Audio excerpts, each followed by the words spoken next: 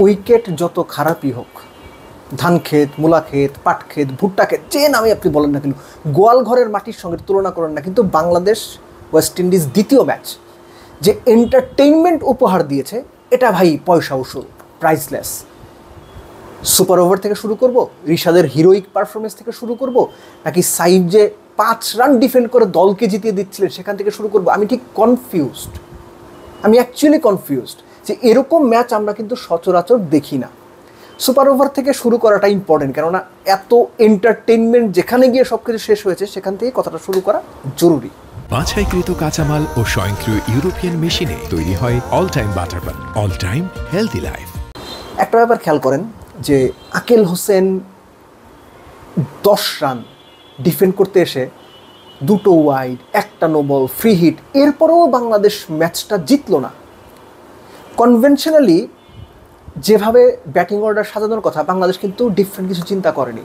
West Indies different চিন্তা করেছে, শেরফিন রাদারফোর্ডকে নামিয়েছে, তিনি খুবই অফ ফর্মে, কিন্তু ওয়েস্ট ইন্ডিজ হিসেব করেছে 2টা যদি লাইগা যায়, 2 ছক্কা 12, খেলা শেষ।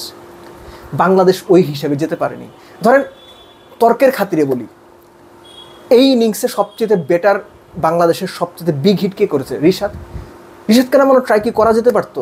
খুব বেশি দোষ হতো তাতে, বাংলাদেশ এই চান্সগুলো নেবে না। হ্যাঁ, রিশাদকে নামানোর পরও যদি বাংলাদেশ ম্যাচ আসতো, কেন রিশাদ? তাওহিদ হৃদয় ছিল, নুরুল হাসান সোহান ছিল, শান্ত ছিল, তারপরও কেন Rishad? So Bangladesh out of the box ভাবেনি, ওয়েস্ট ইন্ডিজ ভেবেছিল। এবং Mustafiz was the ideal bowler super ওভারে বল করার জন্য। আনফর্চুনেটলি লাস্ট বলটা ব্যাটের কানায় লেগে 4 হয়ে গেছে। এছাড়া আসলে হি ডিড নাথিং রং। যদি আমরা বাংলাদেশ ব্যাটিং বোলিং অর্থাৎ প্রথম 100 ওভারের মধ্যে আসি, একটা পর্যায়ে মনে হচ্ছিল যে ওয়েস্ট ইন্ডিজ ম্যাচটা না খুব সহজেই বের করে নেবে, এবং মিরাজের অধিনায়কত্বের বোলিং রোটেশনের হিসেবের গড় মিলে এখানে একটা ইম্পর্টেন্ট রোল প্লে করেছে। কথা আমি কেন বলছি? 46 নম্বর ওভার মিরাজ যখন বল করলেন, ওইটা যদি মুস্তাফিজকে করানো হতো তাহলে 1 ওভার বা লাস্ট ওভারটা সাইফের করার কোনো প্রয়োজন হতো না। সাইফ দুর্দান্ত বল করেছেন, এটা ব্লেসিং ইন ডিসগাইজ আপনি বলতে পারেন, যে মিরাজের ভুল সাইফকে ওখানে এনে দাঁড় করিয়েছে। সাইফ অলমোস্ট ম্যাচটা জিতিয়ে দিচ্ছিলেন, কিন্তু মিরাজ ভুল করেছেন। ম্যাচ যদি বাংলাদেশের 50 ওভারে হেরে যেত, তখন এটা নিয়ে সবচেয়ে বেশি কথা হতো যে আপনি কোন ক্যালকুলেশন করলেন যে মুস্তাফিজের আপনার 1 ওভার করানোর সুযোগ থাকার পর আপনি করালেন না বা করাতে পারলেন না হিসেবের গরমিলের কারণে।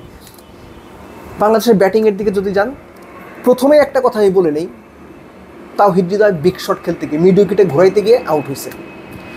সৌম্য সরকার বিগ শট খেলতে গিয়ে মিড উইকেটে ঘোরাইতে গিয়ে আউট হয়েছে। ঠিক একইভাবে মাইদুল ইসলাম অঙ্কন বিগ শট খেলতে গিয়ে মিড উইকেটে ঘোরাইতে গিয়ে আউট হয়েছে। এই 3টার কোনোটাতে আমি কোনো দোষ দেখি না। এটা এমন ধরনের উইকেট, আপনি যতক্ষণ উইকেটে থাকবেন, আপনি 500 বল খেললে উইকেটে সেট হইতে পারবেন না। এমন একটা উইকেট, হঠাৎ করে একটা বল নিচু হবে, একটা বের হয়ে যাবে, একটা ভেতরে আসবে, আপনি কি আউট হবে নিচেও বুঝবেন না। সো এই ধরনের উইকেটের সুযোগ পেলে মেরে দেওয়া উচিত। গ্রামাঞ্চলের ভাষা বলা হয় যে চান্স পেলে মেরে দিবি। রিশাদ ওই মাইরে দেওয়ার কাজটা করছে, নুরুল হাসান সোহান ওই মেরে দেওয়ার কাজটা করছে। মিরাজ তাদের দুর্দান্ত সাপোর্ট দিয়েছেন, খুব স্টেডি একটা ইনিংস খেলেছেন। শেষ 4 ওভারে রিশাদ মিরাজ মিলে 50 রান তুলেছেন। নুরুল হাসান সোহানের 20+ রান দারুণ ইম্পর্টেন্ট ছিল। একই সঙ্গে রিশাদের 14 বলে যে 39, এটা করার পর না আমি পার্সোনালি ফিল করছিলাম ওয়েস্ট ইন্ডিজ বোধহয় 200 করতে পারবে না এই উইকেটে। কিন্তু ওয়েস্ট ইন্ডিজের শাই হোপ এত ভালো ব্যাট করেছে, তারা ব্যাটিং অর্ডারটা লেন্দি করেছে, লম্বা করেছে, ক্যালকুলেটিভ ওয়েতে এত ভালো ব্যাট করেছে, যেটা ওয়েস্ট ইন্ডিজের কাছ থেকে সত্যিকার অর্থে আমি পার্সোনালি প্রত্যাশা করিনি। তারা বিয়ন্ড মাই এক্সপেকটেশনস ব্যাটিং ওয়াইজ পারফর্ম করেছে। সো আমার যেটা মনে হয়েছে বরাবরই যে বাংলাদেশ এই ম্যাচটা হারা ডিজার্ভ করে না। আবার একই সঙ্গে ওয়েস্ট ইন্ডিজের দিকে যদি যাই, শাই হোপ যেভাবে ব্যাট করেছেন তিনি এবং জাস্টিন গ্রিভস যেভাবে হারা ম্যাচটা জেতার দিকে নিয়ে গিয়েছিলেন, তারাও যদি ম্যাচ হারতো তাদের সাথেও বোধহয় জাস্টিস হতো না। এবং এই ম্যাচটা সত্যিকার অর্থে যদি টাই হইতো, তাহলে মনে হয় 2 দলের সঙ্গে জাস্টিস হইতো। কোনো দলই অ্যাকচুয়ালি এই ম্যাচটা দেখে মনে হয়েছে যে হারা ডিজার্ভ করে না, কেননা এত এন্টারটেনমেন্ট, এত অ্যাড্রেনালিন রাশ, এটা আসলে অতুলনীয়। হ্যাঁ, উইকেট খারাপ, যেটা আমি শুরুতেই বলছিলাম, যখন এই উইকেটে খেলে বাংলাদেশ ক্রিকেট আসলে কোনো লাভ হবে না, হচ্ছেও না, আগেও হয়নি। কিন্তু উইকেটের আলাপ বাদ দিয়ে যদি শুধুমাত্র আপনি এন্টারটেনমেন্টের হিসেবটা করতে চান, এই ম্যাচ ছিল এন্টারটেনমেন্টে ভরপুর।